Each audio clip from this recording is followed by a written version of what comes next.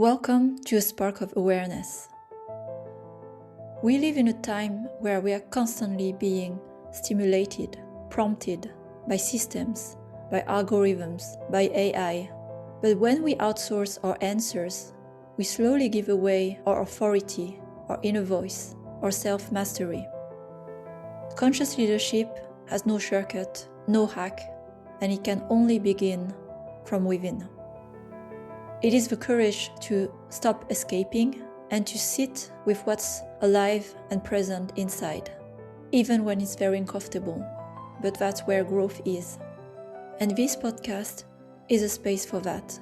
This podcast is an evolution. And every week, I will share a 15-minute human prompt, live, non-performative.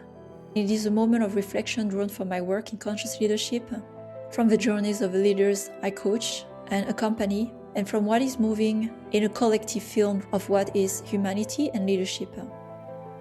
I am Sophie, a conscious leadership coach and guide of transformation.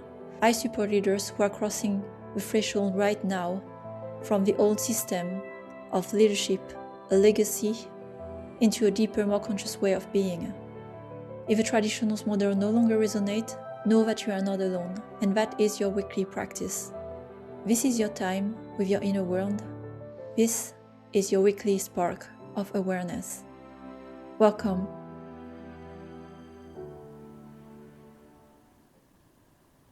So, welcome to a new episode of A Spark of Awareness. And this episode is a bit special because I'm recording it from Switzerland. I'm in Coppet, a small city at the border between Switzerland and France. Actually this week for a training I'm finishing on energetic healing and family system, constellation and many other things that I'm complementing with my coaching. And I just came back from Colombia as well a week before. I was on a big journey the past 2 weeks, and I wanted to share this moment with you all and the learnings and the journey of transformation. So, for the one who have followed my journey, the big change, the transformation started 2.5 years ago.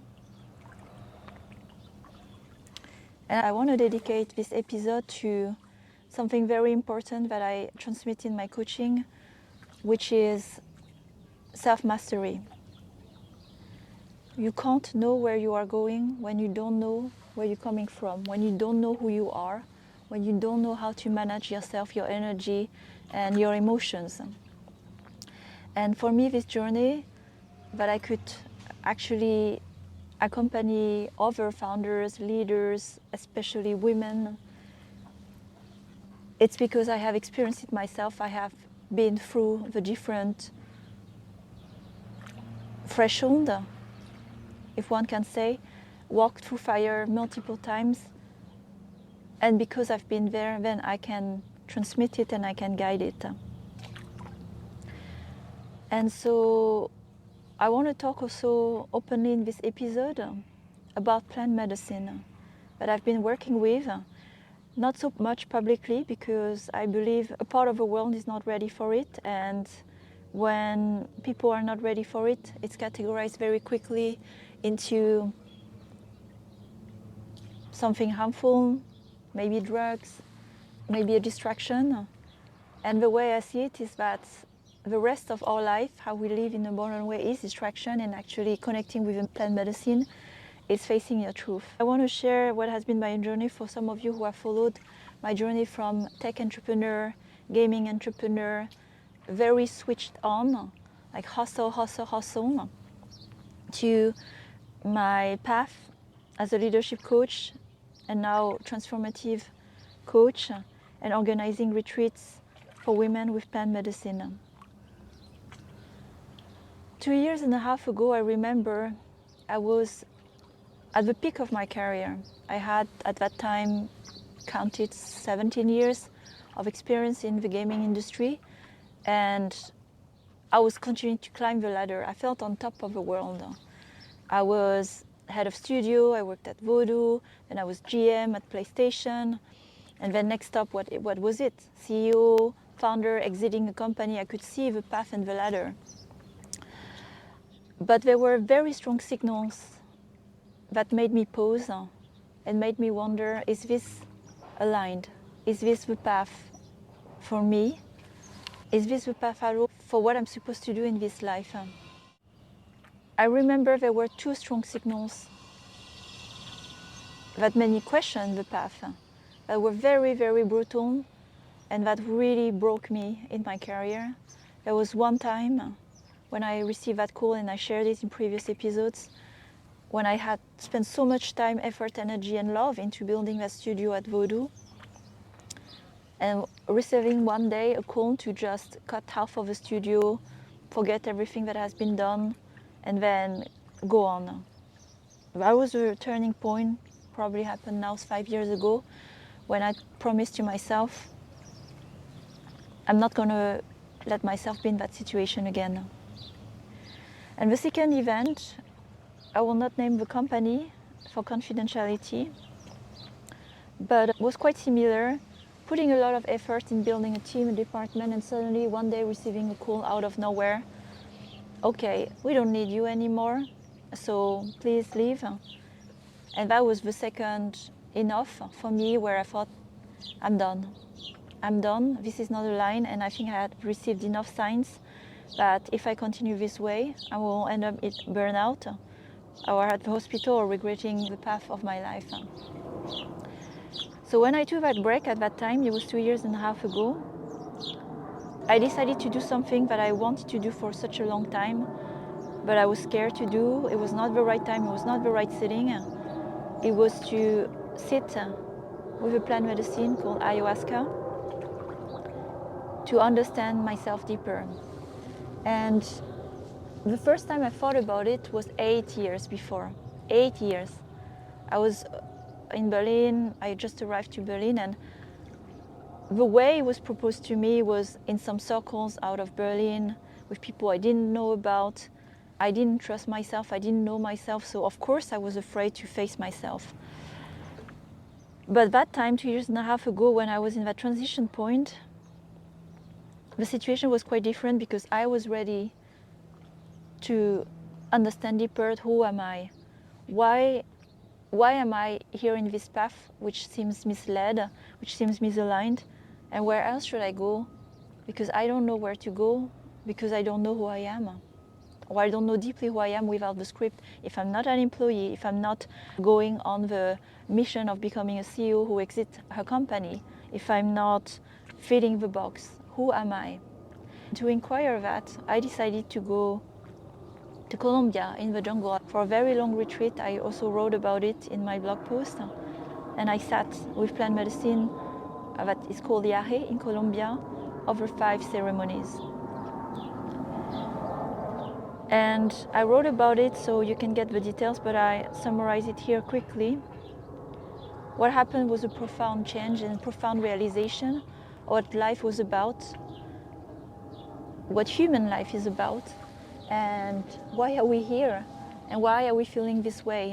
And it gave me such a deep level of understanding of our human nature, of our human flaws, and how much harm we cause to ourselves. If you think about it for just a moment, we have all the resources in the world, the gold, the materials, the resources, nature, to eat, to sleep, and to be happy, connected with each other, which connection is honestly free among people. And still, we find ways to chase something that will make us happier, materials, more money, more achievement, more success. And we start to own it, protect it, and then we want to possess, we want to control. And then when you start to see that, you start to see conflicts, you start to see polarizing sides, and you start to see wars in different flavors and forms. You have, of course, the political wars, but you have many wars as well of gender, wars in business, wars in a company, war in your own life, with your relative, with your friends, with your relationship, at war constantly in surviving mode. Why? So that journey, when I started in Colombia, it gave me a deeper understanding of who I am, my origins, my roots. And suddenly, it's funny, but I remembered that I was more than French. Yes, of course I'm more than French. I'm 100% Vietnamese in my heritage. And yes, I have visited Vietnam, I have connected with my family, but did I really understand my origin as Vietnamese, my very ancestral roots? I did not. And that's when I started to reconnect with my ancestral roots, shamanic roots, indigenous roots. And for you who have followed a bit where my journey has taken me, it's not that I have become someone else. I actually removed everything that was on the way who was not me. And so the journey that I accompany leaders, women, it's not about becoming someone else. It's about remembering who you are at your deepest core.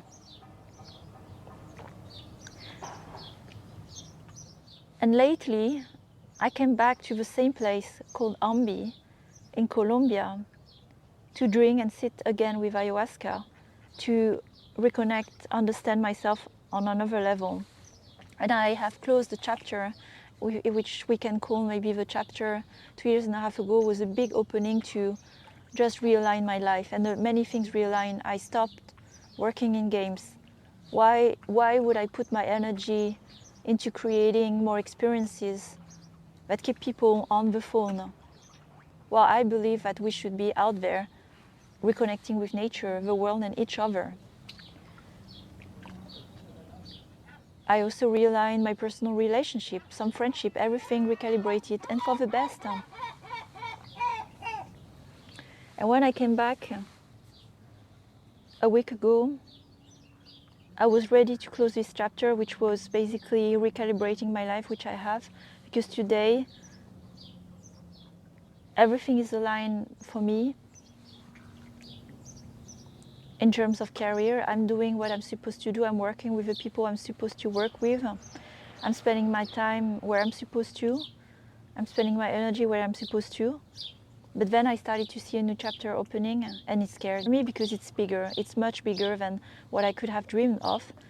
But secretly I've been dreaming of it, but didn't allow myself to dream of it.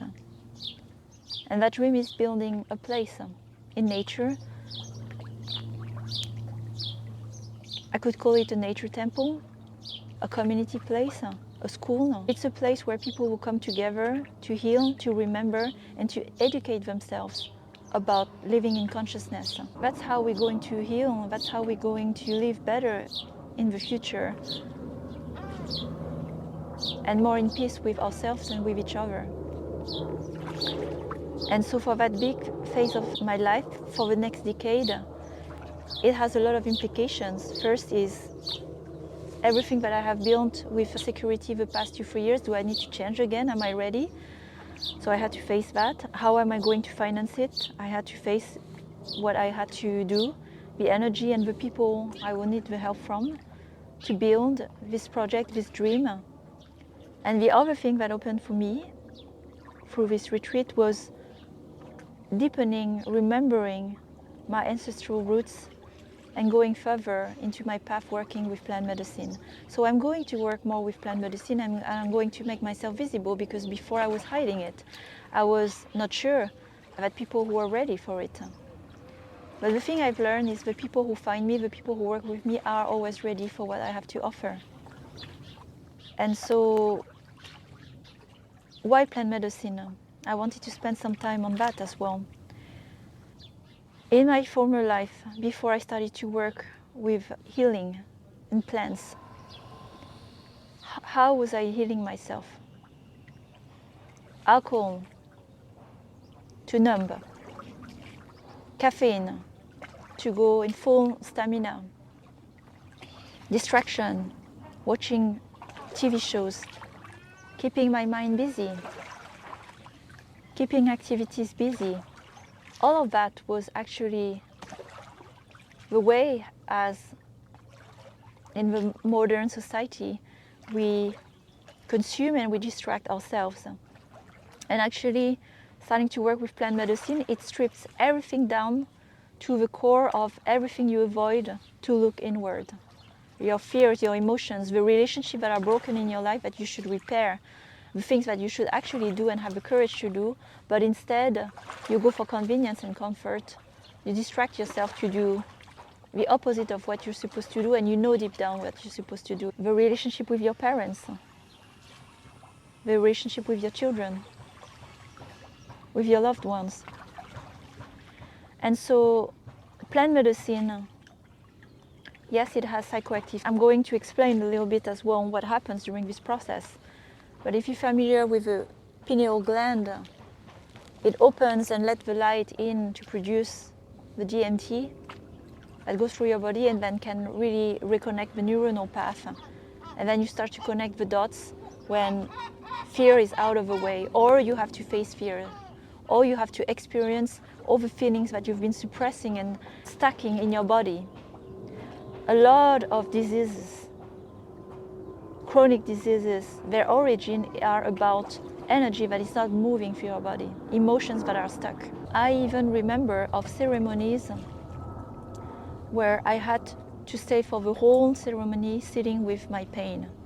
I had a big pain in my heart, and it was all the pain felt and unexpressed by my mother, by my father, by my sister, by my grandmother. And somehow I was carrying it as well, and so I had to release it. And then other ceremonies were focused on fear or anger. So we are all storing those emotions, and if we don't take care of them, they will lead our lives when we are leading our lives with consciousness. And the way I work is not the traditional way from the indigenous side, because of course indigenous, they live among themselves in communities, and they don't need that integration that we are in the modern world. We have when we go in the jungle, we get all this wisdom and learning about the things we shouldn't do, and then we go back to our lives and we drink again and we smoke again and we do all this distraction, and all the wisdom is lost. So that's why I work in a certain way that is adapted for integration. So we integrate the learning, so we face what we need to face, the wisdom, and we went all that way to work on what we need to work on. It's not to come back to the old way.